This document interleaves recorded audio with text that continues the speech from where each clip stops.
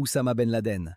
Fondateur d'Al-Qaïda, il a organisé les attentats du 11 septembre 2001 qui ont tué 2977 personnes en quelques heures. La traque qui a suivi est devenue la chasse à l'homme la plus coûteuse et la plus longue de l'histoire moderne. Les États-Unis ont envahi l'Afghanistan dès octobre 2001 pour le débusquer, mais il a disparu lors de la bataille de Tora Bora en décembre, en franchissant la frontière pakistanaise. Pendant 10 ans, les services de renseignement ont perdu sa trace. Ce sont les déplacements d'un courrier de confiance, Abu Ahmad al-Koweïtien, qui ont permis à la CIA de localiser une compound fortifiée à Abbottabad, au Pakistan, à moins de 2 km d'une académie militaire. Dans la nuit du 1er au 2 mai 2011, une unité d'élite de Navy Seals a pénétré dans la propriété par hélicoptère. Ben Laden a été abattu au premier étage, d'une balle dans la tête. Son corps a été identifié par ADN, puis enterré en mer, quelques heures plus tard. Pablo Escobar.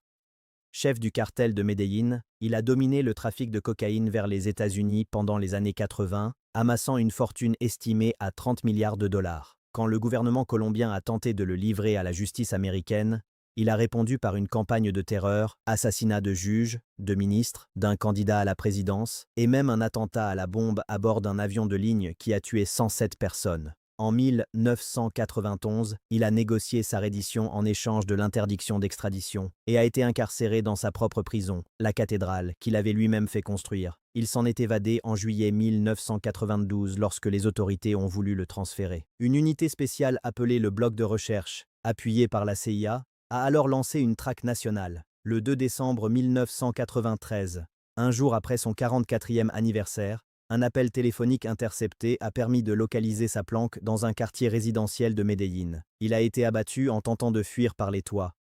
Joaquín El Chapo Guzmán, chef du cartel de Sinaloa. Il est devenu le plus grand trafiquant de drogue au monde après l'élimination de Ben Laden. Ce qui rend sa traque unique, c'est qu'il a été arrêté 3 fois et qu'il s'est évadé 2 fois de prison à sécurité maximale. En janvier 2001, il a quitté la prison de Puente Grande caché dans un chariot de blanchisserie, avec la complicité de 71 personnes dont des agents pénitentiaires. Il a été repris en février 2014 à Mazatlan, après des années de cavale. Mais le 11 juillet 2015, il s'est évadé à nouveau, cette fois par un tunnel d'1 km 700 mètres creusé sous sa cellule, équipé d'un système de ventilation et d'une moto sur rail.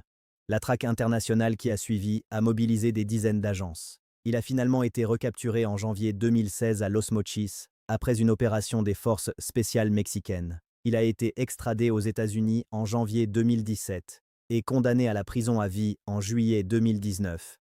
Adolf Eichmann, officier de la SS nazie, il a été l'un des principaux organisateurs logistiques de la Shoah, coordonnant la déportation de millions de Juifs vers les camps d'extermination. Après la défaite allemande en 1945, il a fui vers l'Argentine sous le faux nom de Ricardo Clément, grâce à un réseau de religieux catholiques et d'anciens SS. Pendant 15 ans, il a vécu à Buenos Aires, travaillant pour Mercedes-Benz. Ce sont les informations transmises par Fritz Bauer, procureur allemand, puis par Simon Wiesenthal, qui ont mis les services israéliens sur sa piste. Le 11 mai 1960, une équipe du Mossad et du Shin Bet l'a intercepté à sa descente de bus, dans la rue, et l'a maîtrisé avant de le dissimuler dans une voiture. Pendant 9 jours, il a été retenu dans une maison sécurisée, où son identité a été confirmée. Puis il a été drogué et habillé en Steward d'El Hall, pour être embarqué clandestinement vers Israël. Jugé à Jérusalem en 1961, condamné pour crimes contre l'humanité et crimes de guerre, il a été pendu dans la nuit du 30 et 1 mai au 1er juin 1962. C'est la seule exécution civile de l'histoire de l'État d'Israël. Saddam Hussein, président de l'Irak de 1979 à 2003. Il a dirigé un régime responsable de la mort de 250 000 à 290 000 Irakiens, selon Human Rights Watch. Après l'invasion américaine de mars 2003, son gouvernement s'est effondré en moins de 3 semaines. Il a disparu alors que Bagdad tombait le 9 avril, laissant derrière lui un pays en guerre. Pendant plusieurs mois, les forces de la coalition ont lancé une traque systématique, publiée sous forme de jeu de cartes répertoriant les 55 personnalités du régime les plus recherchées. Saddam était l'as de pique. Le 22 juillet 2003, ses fils Uday et Qusay ont été tués à Mossoul. Le 13 décembre 2003, lors de l'opération Red Dawn, des soldats américains l'ont découvert caché dans un trou creusé sous le sol d'une ferme à Ad-Daur, près de Tikrit. Barbu, désorienté, il s'est rendu sans résistance. Jugé par le tribunal spécial irakien pour crimes contre l'humanité, il a été pendu le 30 décembre 2006. Ernesto Che Guevara, figure emblématique de la révolution cubaine, Il a quitté Cuba en 1965 pour exporter la révolution, d'abord au Congo, sans succès, puis en Bolivie en 1966. Il a formé une guérilla d'une cinquantaine d'hommes dans les montagnes de la région de Camiri. Mais les conditions étaient radicalement différentes de Cuba. Les paysans locaux ne les soutenaient pas, les communications avec la Havane étaient rompues, et la CIA avait envoyé des instructeurs pour former un bataillon d'élite de rangers boliviens spécialisés dans la guerre en jungle. L'armée bolivienne a progressivement encerclé le groupe. Le 7 octobre 1967, un informateur a révélé l'emplacement de la dernière position de Guevara dans le ravin de Yuro. Le lendemain matin, blessé aux jambes, son fusil hors d'usage, il a été capturé.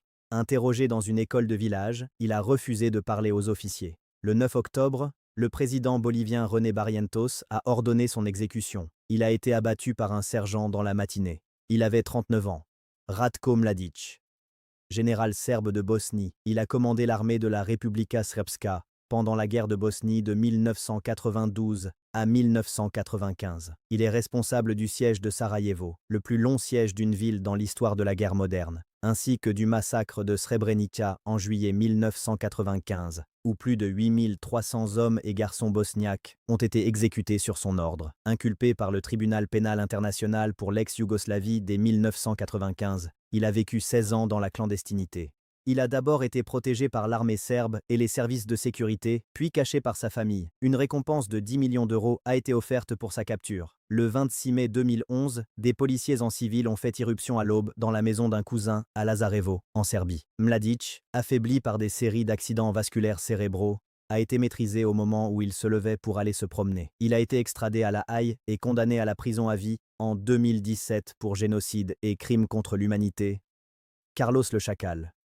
De son vrai nom, Ilich Ramirez Sanchez, ce Vénézuélien marxiste est devenu l'un des terroristes les plus redoutés du monde entre 1973 et 1985. En décembre 1975, il a mené le raid spectaculaire sur le siège de l'Organisation des pays exportateurs de pétrole à Vienne, prenant 60 otages et tuant 3 personnes.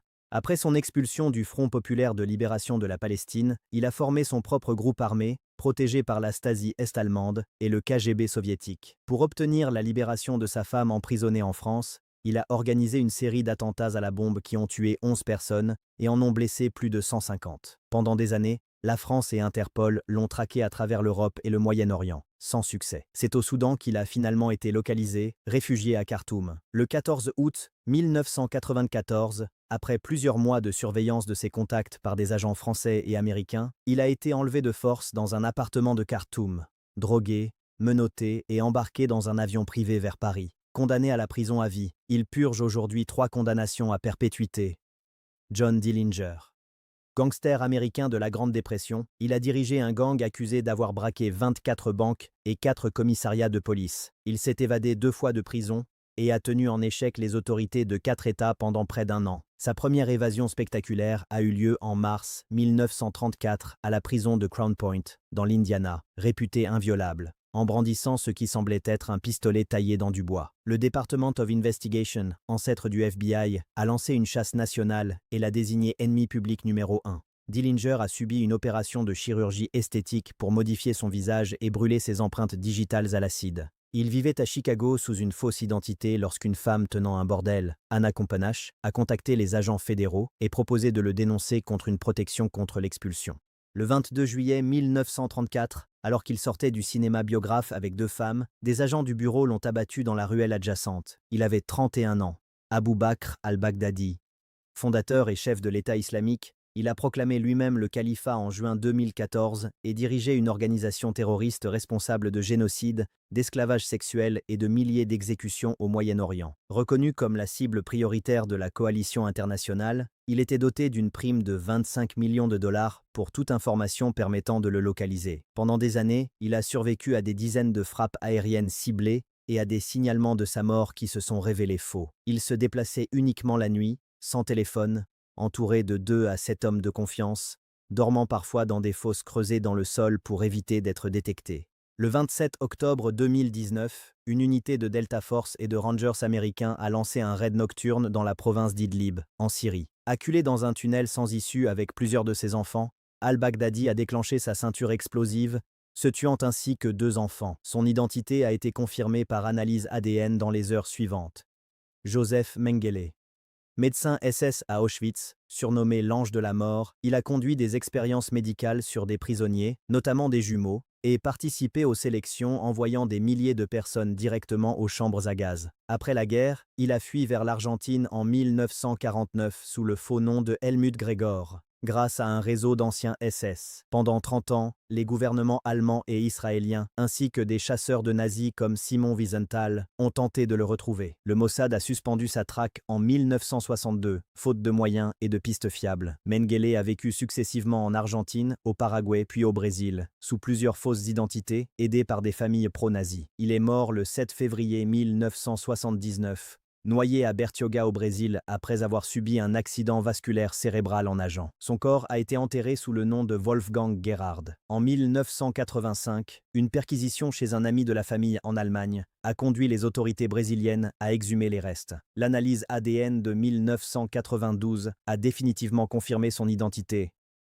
Edward Snowden. Ancien sous-traitant de la NSA, l'Agence nationale de sécurité américaine, il a copié entre 1,5 million et 1,7 million de documents classifiés révélant l'existence de programmes de surveillance de masse touchant des centaines de millions de personnes dans le monde entier. En mai 2013, il a pris un congé médical et s'est envolé pour Hong Kong, où il a remis les documents à des journalistes du Guardian et du Washington Post. Le 21 juin 2013, les États-Unis ont lancé des poursuites contre lui pour vol de propriété gouvernementale et violation de la loi sur l'espionnage. Son passeport a été annulé pendant qu'il était en transit à Moscou, le forçant à rester en Russie. Il a déposé des demandes d'asile dans 21 pays, toutes refusées sous pression américaine. La Russie lui a accordé un asile temporaire le 1er août 2013. Son statut de réfugié a été renouvelé plusieurs fois, puis il a obtenu la résidence permanente en 2020 et la nationalité russe le 26 septembre 2022. Inculpé aux États-Unis, il n'a jamais été extradé et vit toujours à Moscou.